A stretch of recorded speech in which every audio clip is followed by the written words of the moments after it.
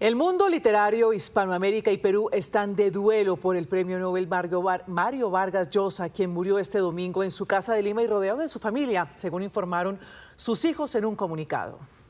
Aunque su despedida se lleva a cabo en la más estricta intimidad, líderes políticos, escritores y seguidores de su obra en todas las latitudes destacan la dimensión de su aporte a la literatura española y universal. Dicen que Vargas Llosa no le temía a la muerte. Le aburría la idea de ser eterno y, sobre todo, la idea de ser siempre el mismo. Pero en vida encontró el antídoto para eso. Tenemos que seguir soñando, leyendo y escribiendo, la más eficaz manera que hayamos encontrado de aliviar nuestra condición perecedera, de derrotar a la carcoma del tiempo y de convertir en posible lo imposible. Acababa de cumplir 89 años. Lo celebró hace solo 2 semanas, el 28 de marzo, en compañía de su familia. Pasada casi una década de quiebre, en la que pareció vivir otra vida con un amor de otoño al otro lado del Atlántico, había vuelto a Lima en 2024. Pero ya no era el mismo. Su salud decaía progresivamente desde 2023, cuando fue hospitalizado en España al contraer COVID-19 por segunda vez.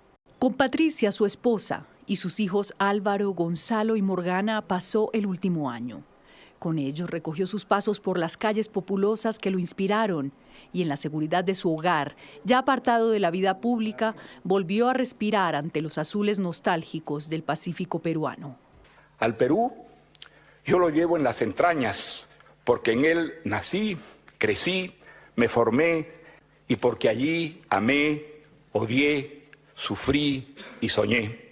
La presidenta del Perú, Dina Boluarte, lamentó el fallecimiento y destacó que su genio intelectual y su vastísima obra permanecerán como legado imperecedero para futuras generaciones. Y cierra diciendo: descansa en paz, ilustre peruano de todos los tiempos. Pero también lo lloran los ciudadanos. Soltando algunas lágrimas, ¿no?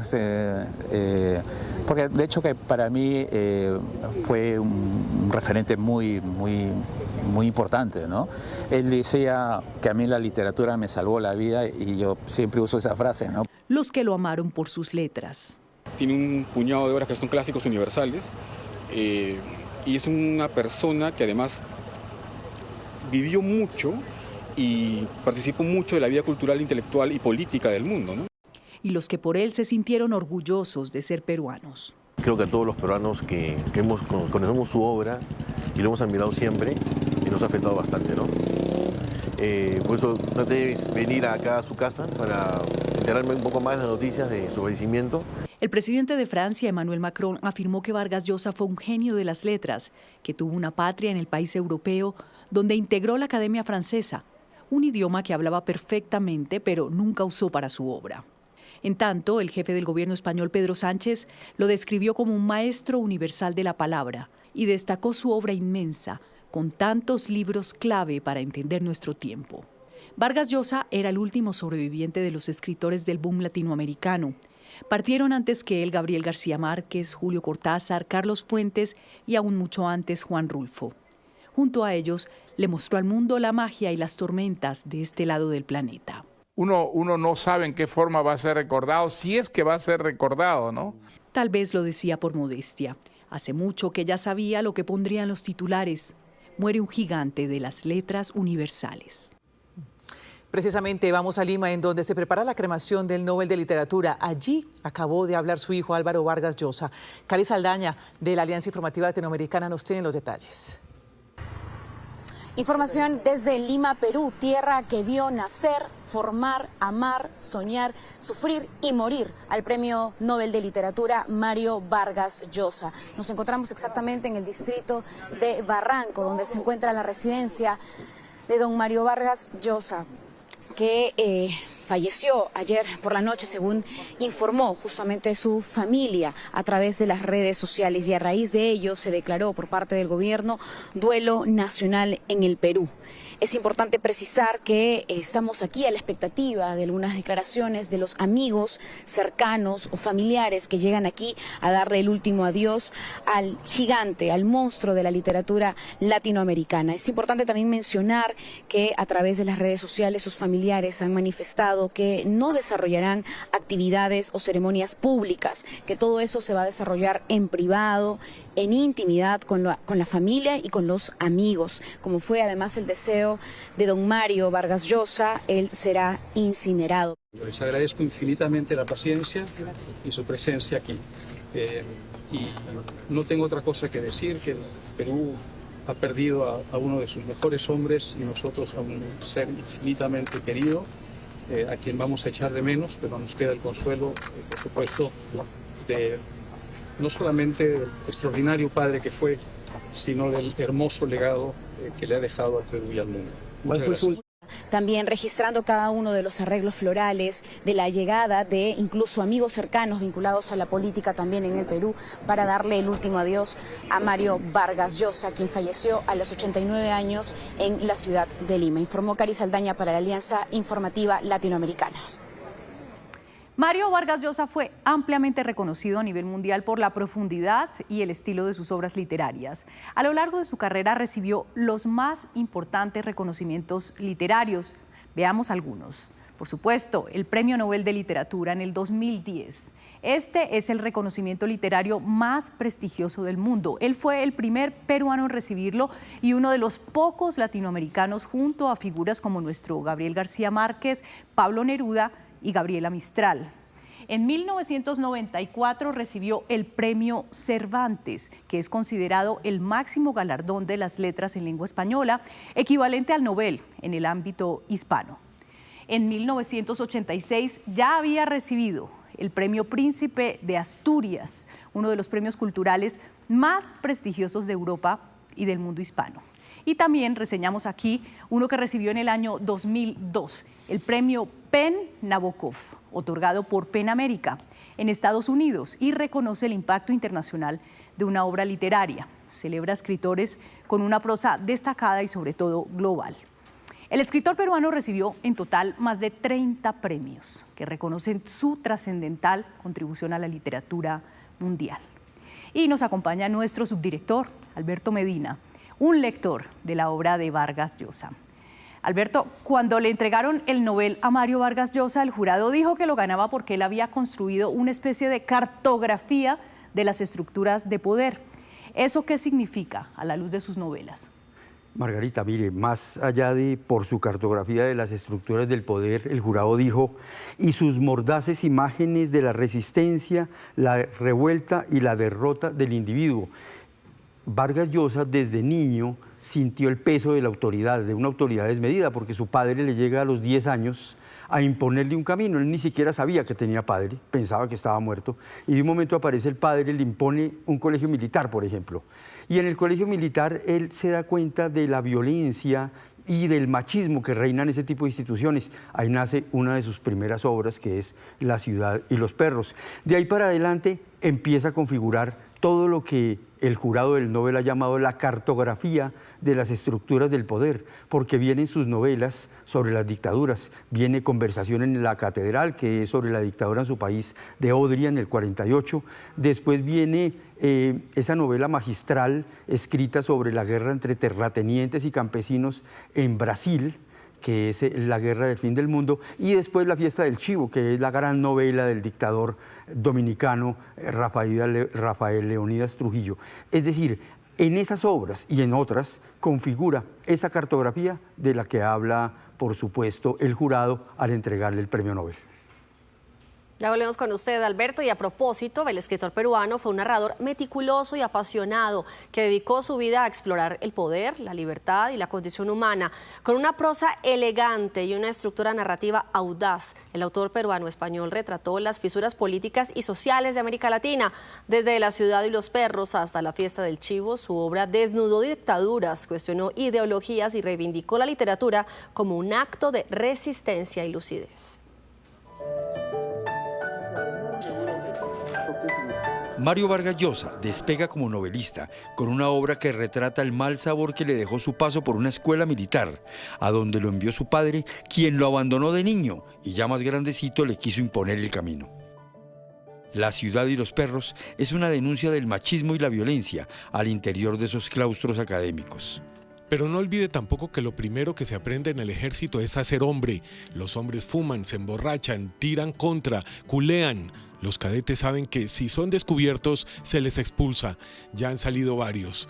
Los que no se dejan pescar son los vivos. Para hacerse hombres hay que correr riesgos, hay que ser audaz. Eso es el ejército, Gamboa, no solo la disciplina. Muchas de mis experiencias básicas son peruanas. Yo paso de todas maneras 3, 4 meses al año en Perú, o sea que no he cortado nunca la vinculación, ¿no? Aunque el resto del año pues vivo sobre todo en Europa.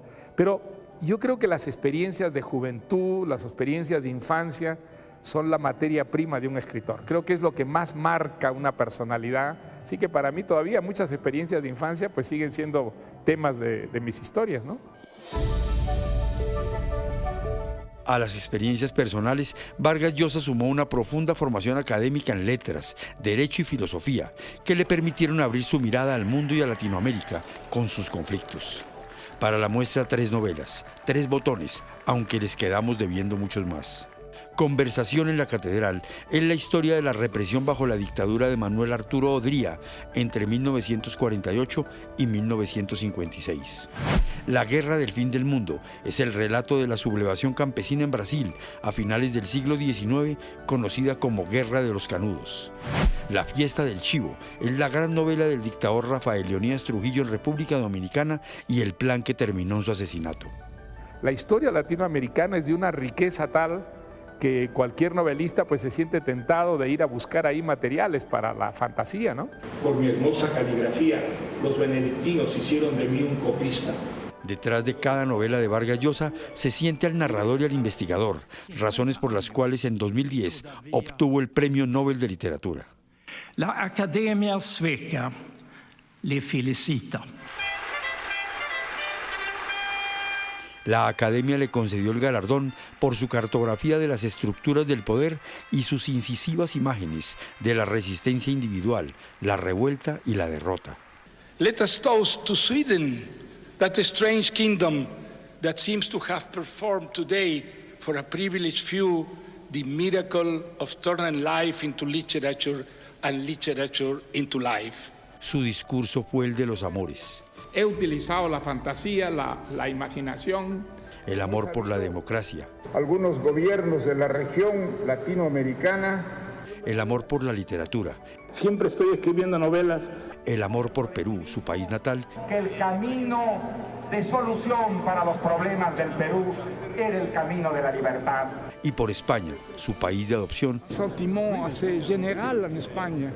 Y el amor por Patricia, su compañera de vida con la que siempre terminó volviendo a pesar de las seducciones del mundo. Los amores de Vargas Llosa. Y vamos a volver con usted, Alberto, porque de la misma manera como Vargas Llosa fue elogiado por la crítica, también hubo quienes le cuestionaron sus posturas políticas. Alberto, ¿por qué? Vargas Llosa nace políticamente en el Partido Comunista, es su primera afiliación, pero sus decepciones posteriores, la decepción que tiene por supuesto con Cuba, con la Revolución Cubana, que incluso implicó la ruptura ideológica del boom latinoamericano, porque unos se fueron para un lado y otros se fueron para el otro, digamos que es lo que despeja un primer camino en su vida ideológica, pero a medida que esa decepción lo abruma, él se va moviendo hacia el liberalismo y en El llamado de la tribu dice algo que es lo que quizás genera más críticas en lo que ha sido toda su postura, y es los elogios que hace de Margaret Thatcher y Ronald Reagan, considerados conservadores. Entonces ese paso del comunista al conservador es lo que en última le genera esas grandes discusiones, esas grandes polémicas políticas ya al final de su vida. Y en el ámbito político, Mario Vargas Llosa fue una de las voces más claras y controversiales del mundo hispano. A lo largo de su vida defendió con firmeza la democracia liberal, el libre mercado y las libertades individuales.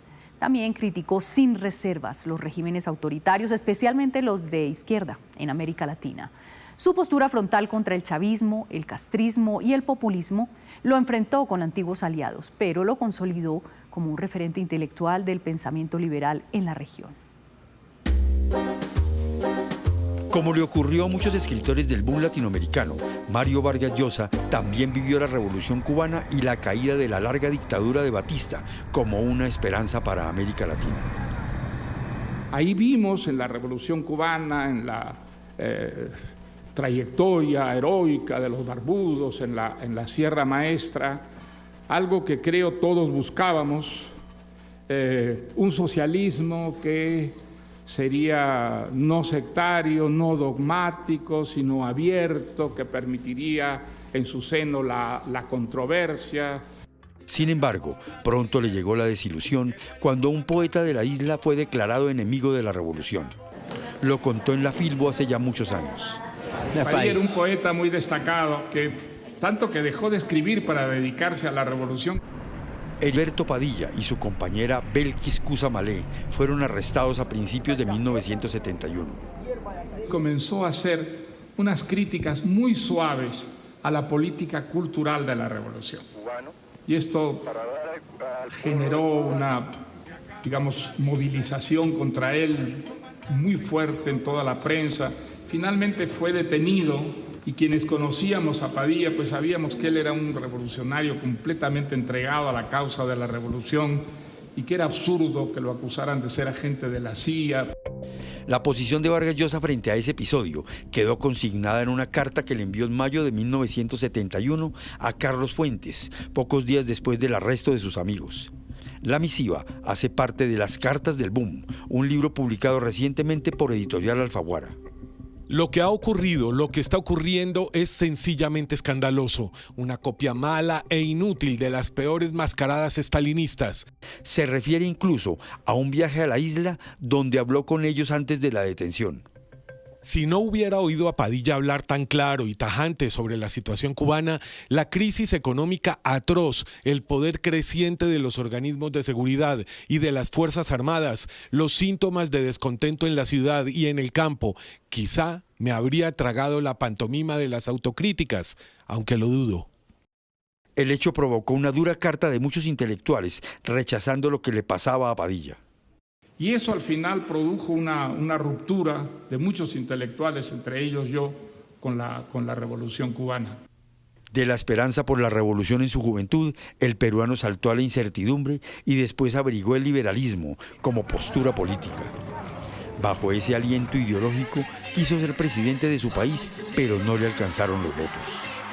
Sube el arequipeño a la cabeza y le digo cacaceno al cacaceno y bribón al bribón. El agrio sabor que le dejó la Revolución Cubana le sumó muchas críticas hacia modelos socialistas. Creo que en la historia de América Latina jamás hemos tenido un país que se destruyera a la velocidad que se ha destruido Venezuela. ¿Quién que tenga dos dedos de frente puede pensar que el modelo venezolano podría salvarnos del subdesarrollo, atraer justicia a nuestras tierras, progreso, modernidad, civilización? Es clarísimo que ese no es el camino, ese no es el camino del paraíso, ese es el camino del infierno, que es la América Latina de los dictadores. En su autobiografía política e ideológica titulada La llamada de la tribu, Vargas Llosa rinde tributo a los pensadores que le ayudaron a situarse dentro del liberalismo. Todas las grandes reformas sociales que se han hecho en democracia tienen un perfil liberal. La idea de la igualdad de oportunidades, por ejemplo, el reconocimiento de la condición de la mujer. Para algunos críticos, sin embargo, Vargas Llosa en esa obra se sitúa al otro extremo del espectro ideológico al defender a personajes de tendencia conservadora. Aunque en cuestiones económicas y políticas Ronald Reagan y Margaret Thatcher tenían una inequívoca orientación liberal, en muchas cuestiones sociales y morales defendían posiciones conservadoras y hasta reaccionarias, ninguno de ellos hubiera aceptado el matrimonio homosexual, el aborto, la legalización de las drogas o la eutanasia, que a mí me parecían reformas legítimas y necesarias. Y en eso, desde luego, yo discrepaba de ellos. Pero hechas las sumas y las restas, estoy convencido de que ambos prestaron un gran servicio a la cultura de la libertad. Y en todo caso, a mí me ayudaron a convertirme en un liberal. La visión conservadora de Vargas Llosa le granjeó amigos y detractores. El mexicano Paco Ignacio Taibo II celebró su Nobel, pero recordó una frase de Mario Benedetti que decía: a Vargas Llosa hay que leerlo, no hay que oírlo. Regresamos con Alberto Medina, nuestro subdirector. Alberto, ¿cuál fue el episodio que rompió los años de amistad y unión literaria entre Gabo y Vargas Llosa? Bueno, todos pensarían que el episodio fue político, porque se distanciaron con la Revolución Cubana, con el caso que ustedes veían ahora de Eberto Padilla. Hay una ruptura ideológica, pero en realidad la ruptura real tiene que ver con unas escenas de celos y una situación con la esposa de Vargas Llosa, con Patricia, en la que Gabo tuvo una activa participación. Plinio Puleyo Mendoza fue el que nos echó el cuento, nos contó de qué se trató ese episodio. Y hay una reflexión muy interesante que me hizo hoy Santiago Roncagliolo, en el sentido de que ese hecho demostró que ellos no son dioses. Aunque todos los veamos, muchos veamos a sus escritores como dioses, son seres humanos capaces de pelear por celos. Pues Alberto, el silencio desde entonces marcó una distancia irreconciliable entre Gabo y Vargas Llosa, dos gigantes que admiraban la obra del otro, pero que nunca volvieron a cruzar palabra. Hace algunos años, el escritor colombiano Plinio Puleyo Mendoza, cercano como pocos a los grandes autores del boom latinoamericano, afirmó que no había conocido amistad más grande entre intelectuales que la de Gabriel García Márquez y Mario Vargas Llosa. Gabo vivía en la calle Caponata, en el barrio Sarria de Barcelona, y el otro vivía a 30 metros, a tal punto que Mario entraba a la casa de Gabo, Gabo entraba a la casa de Mario, pero exactamente como si fueran de la familia. Los rastros de esa amistad están diseminados en Las Cartas del Boom, ese revelador compendio de misivas entre cuatro grandes de la literatura: Julio Cortázar, Carlos Fuentes, Gabriel García Márquez y Mario Vargas Llosa. El documento contiene 18 cartas de Gabo a Vargas Llosa en las que se evidencia su íntima cercanía. El colombiano le hace infidencias familiares, reflexiones literarias y hasta le anuncia regalos al peruano. De Colombia, cada vez que sea posible, te mandarán piel roja. Es muy probable que a Pedro Gómez Valderrama, antiguo director de la revista Mito, lo nombren embajador en Londres. En ese caso, estás salvado. Llenaremos de piel roja la valija diplomática colombiana. Esta carta en particular está fechada el 5 de diciembre de 1966, poco antes de la publicación de 100 años de soledad, que le mereció a Gabo tantos aplausos del mundo y de su amigo Vargas Llosa. Además de García Márquez, Historia de un deicidio, el ensayo con el que Vargas Llosa obtuvo su doctorado en la Universidad Complutense de Madrid, se suman artículos sobre la novela Cumbre del Nobel colombiano publicados por el peruano en aquellos días. En 100 años de soledad asistimos ante todo a un prodigioso enriquecimiento. La prosa matemática contenida y funcional se ha convertido en un estilo de respiración volcánica, en un río poderoso y centellante capaz de comunicar el movimiento, la gracia, la vida a las más audaces criaturas de la imaginación. Eran tan amigos, lo cuenta Jaime Bailey en su novela Los Genios, que hasta hablaron de escribir una novela a dos manos, y Vargas Llosa convirtió a Gabo y a Mercedes en padrinos de su hijo Gonzalo Gabriel. Sin embargo, los dos maestros de las letras, amigos en la literatura y en la vida, dejaron de dirigirse la palabra el 12 de febrero de 1976, cuando Vargas Llosa le propinó a Gabo un puñetazo que pasó a la historia con dos fotografías. La razón del disgusto la cuenta Plinio Puleyo Mendoza, según él, tal y como se la contó Gabo. Fue una tontería muy grande. Llegó Patricia a Barcelona a buscar de nuevo un apartamento porque como que han resuelto regresarse. Gabo le dijo a Carmen Balcells, mira, hazme un favor, invita a Patricia, a Carlos Barral, a un poco de amigos, y así puedo saludar a Patricia. Y hubo una cena, se vieron todos. Cuando venían de camino ya para llevarla al hotel, todo el grupo se bajaron a una famosa discoteca a tomarse una última copa allí en grupo. Después Llegaron al hotel y Patricia le dijo, Carmen, tú me recoges mañana que voy al aeropuerto. Ella le dijo, no puedo. Entonces Gabo dijo, bueno, yo te llevo al aeropuerto mañana. Al día siguiente, camino del aeropuerto, Gabo erró la ruta y ante la preocupación de Patricia por perder el vuelo, Gabo echó un chiste que se convirtió en la manzana de la discordia. Y yo hice un chiste muy caribe. Bueno, pues si pierdes el avión quiere decir que te queda y hacemos una fiesta esta noche, alguna cosa así. Un chiste, no pasó de ahí. Y se fue.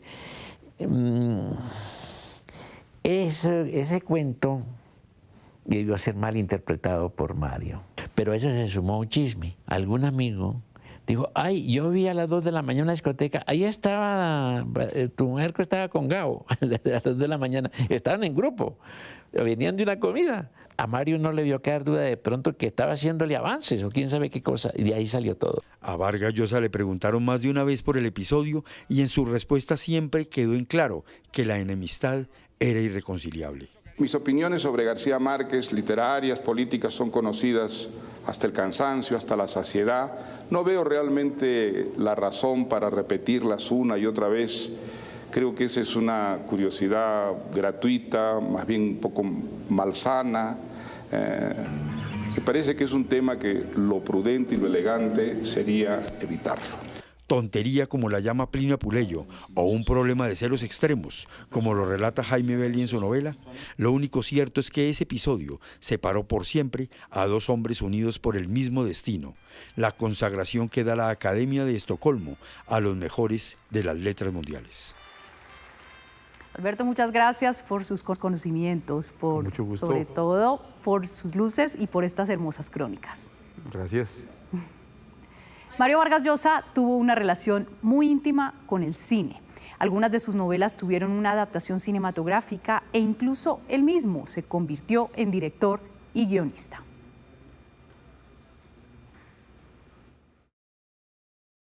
Escribió numerosos artículos comentando películas y también series de televisión. En 2004 presidió el jurado del Festival de San Sebastián y fue miembro del Cine de Cannes en 1976, de Venecia en 1994 y de Berlín en 1984. Varias de sus novelas se convirtieron en películas. Los Cachorros, escrita en 1967, fue llevada al cine en 1973 por los directores mexicanos Jorge Fons y José Luis García Gras. Relata la historia de Cuéllar, un joven que sufre un accidente traumático que afecta a su vida adulta, especialmente en términos de sexualidad y relaciones humanas. El compatriota de Vargas Llosa, Francisco Lombardi, llevó al cine dos de sus obras. En 1995 dirigió La ciudad y los perros, escrita por Vargas Llosa en 1963, un film por el que Lombardi ganó el premio al mejor director del Festival de San Sebastián en la edición de 1900. En 1999 realizó la segunda adaptación cinematográfica de Pantaleón y las visitadoras, una versión que tuvo mejor suerte que la que el propio Vargas Llosa codirigió en 1976, protagonizada por Angie Cepeda y Salvador del Solar. Fue premiada en varios festivales y estuvo nominada a los Goya como Mejor Película Iberoamericana en 2001. Además, en 2019, Mario Vargas Llosa asistió a una adaptación musical de Pantaleón y las visitadoras en el Teatro Peruano-Japonés, dirigida por Juan Carlos Fischer. En 2005, el primo de Vargas Llosa, Luis Llosa, que ya había dirigido en Hollywood títulos como Anaconda y El especialista, adaptó en inglés La fiesta del chivo, escrita por Vargas Llosa en el 2000, protagonizada por Isabella Rossellini y Juan Diego Botto. En 1990, la novela semi-autobiográfica La tía Julia y el escribidor, escrita en 1977, fue adaptada bajo el título Turning Tomorrow. Cuenta la historia de amor entre el joven aspirante a escritor y su tía política. Fue protagonizada por Keanu Reeves y Barbara Hershey. Travesuras de la niña mala, novela escrita en 2006. Está en proceso de adaptación televisiva. La serie cuenta la historia del apasionado y complejo romance entre Ricardo, un traductor peruano, y la niña mala, una mujer que aparece y desaparece de su vida a lo largo de varias décadas. Aunque Vargas Llosa es conocido principalmente por su faceta como novelista, también incursionó en el teatro. En 2015 interpretó un papel en su obra Los cuentos de la peste, junto a la actriz española Aitana Sánchez Gijón. Esta experiencia fue una demostración de su versatilidad como creador y de su disposición para explorar diferentes formas de arte. El teatro le permitió no solo contar historias a través de las palabras, sino también encarnarlas en el escenario. Pues el escritor peruano Santiago Roncagliolo y el escritor colombiano Héctor Abad Faciolince hablaron en Noticias Caracol en vivo sobre el legado de Mario Vargas Llosa en la literatura. Aquí unos fragmentos de esas conversaciones. ¿Usted cómo siente esa crítica que le hacen a él por ese cambio tan rotundo de pensamiento político a lo largo de su vida? Bueno, cambiarlo me parece mal. Cambiar significa que estás vivo y que aprendes, ¿no? Me parece más criticable una persona que no cambia de ideas durante décadas, que eso me parece alarmante.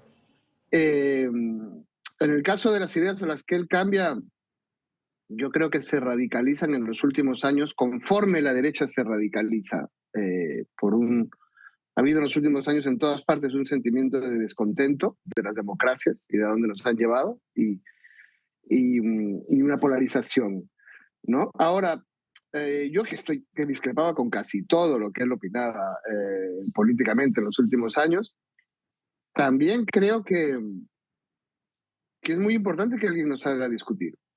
Él era una persona que pensaba diferente que la mayor parte de los escritores, que la línea editorial del periódico en que escribía y que la mayor parte de la gente que conocía. Y que siempre supo tratar con amabilidad y con cordialidad a toda esa gente. Santiago, ¿usted cree, como decía Benedetti, que a Mario Vargas Llosa es mejor leerlo que oírlo? Pues era un placer oírlo porque hablaba muy bien también. Otra cosa es que no te gustase lo que decía. Que dijera, claro. Pero en persona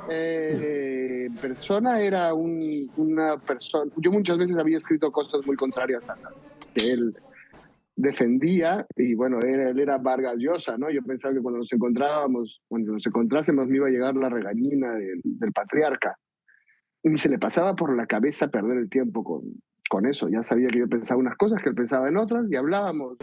Bueno, no es fácil que un escritor consagrado, famoso, en vísperas de ser premio Nobel o ya premio Nobel, escriba, por ejemplo, sobre Javier Cercas, sobre Soldados de Salamina, y catapulte esa novela para que sea leída por muchas personas. No es fácil que él lea a una escritora totalmente desconocida como Irene Vallejo, El infinito en un junco, y ella misma lo dice en su mensaje de condolencias, que una perfecta desconocida se lanza también a que su libro sea leído en el mundo entero.